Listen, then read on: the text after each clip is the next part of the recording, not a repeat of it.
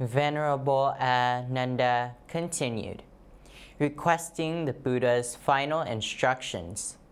In the twin Sala Grove at Kusinagara, as the Blessed One was about to enter Parinirvana, the one who wept most bitterly was Venerable Ananda. The Buddha gently admonished him not to grieve, explaining that in this world all that is born must perish. Where there is coming together, there must be parting. This is a law that no one can resist.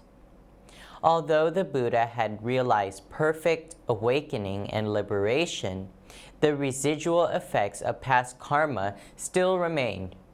Thus, he must relinquish this body and enter nirvana without remainder. All teachings for self-benefit and for benefiting others had already been fully proclaimed. The path leading to the horizon of enlightenment and liberation had been clearly indicated. Therefore, even if the Buddha were to remain in the world, it would be superfluous. Moreover, were the Buddha to remain, people would grow dependent and fail to exert themselves in disciplining the body and mind and advancing in the path. Before the moment of parinirvana, the Buddha asked the assembly whether there remain any doubts. If so, they should be raised at once. Venerable Ananda came before the Buddha, bowed in reverence, and said, "Blessed One, I have 4 questions and beg for your instruction. First, after the Blessed One enters parinirvana, whom should we take as our teacher? Second, after the Blessed One enters parinirvana, upon what should we rely? Third, after the Blessed One enters parinirvana, how should we subdue those who are unruly and harmful?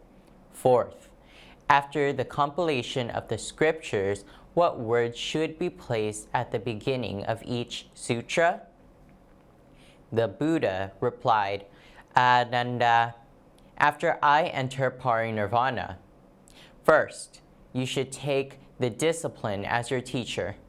Second, you should abide in the 4 foundations of mindfulness: contemplation of the body as impure, contemplation of feelings as suffering, contemplation of the mind as impermanent, contemplation of phenomena as non-self. Third, you should employ silent treatment, neither engaging nor debating, to subdue harmful persons. Fourth, at the beginning of each discourse, you should place the words, 'Thus I have heard,' and in this way compile the scriptures." Having spoken thus, the Buddha exhorted Ananda and the entire assembly. "You must light your own torches and walk your own path. The teaching of the Tathagata is but a means for pointing the way." He further urged the bhikshus to be diligent and zealous in practicing the Dharma for self-benefit and for the benefit of others. Participation in the First Council. After the Blessed One entered parinirvana, Venerable Mahakasyapa convened the First Council for the compilation of the scriptures, which lasted 3 months. The assembly appointed Venerable Ananda to recite all discourses spoken by the Buddha. However, the council required that Ananda first repent 6 faults he had committed during the Buddha's lifetime, and withdraw to practice earnestly until he attained the fruit of arahantship. Only then would he be permitted to re-enter the assembly. These 6 offenses, classified as dukkata, minor disciplinary faults in the Vinaya, were: Ananda requested the Buddha to admit women into the Sangha. On one occasion near the city of Rajagara, claiming that the water was impure, Ananda failed to offer drinking water to the Buddha. Though knowing that the Buddha possessed great spiritual power and could render turbid water clear, Ananda still did not fetch water for him.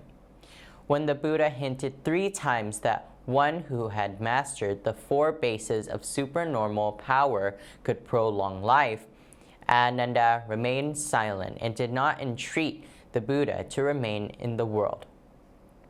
As the attendant, he lacked sufficient attentiveness and stepped on the Buddha's Sangati outer rope. After the Buddha's parinirvana, Ananda allowed women to view the Buddha's one of the 32 marks of a great man.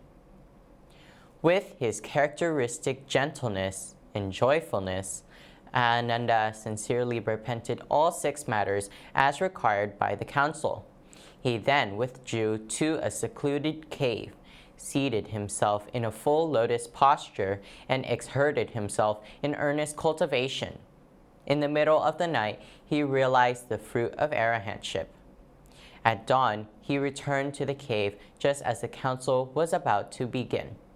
Before the noble assembly, he recited the 4 agamas, the Tigra agama, the Madhyama agama, the Samyutta agama, and the Ekottarika agama.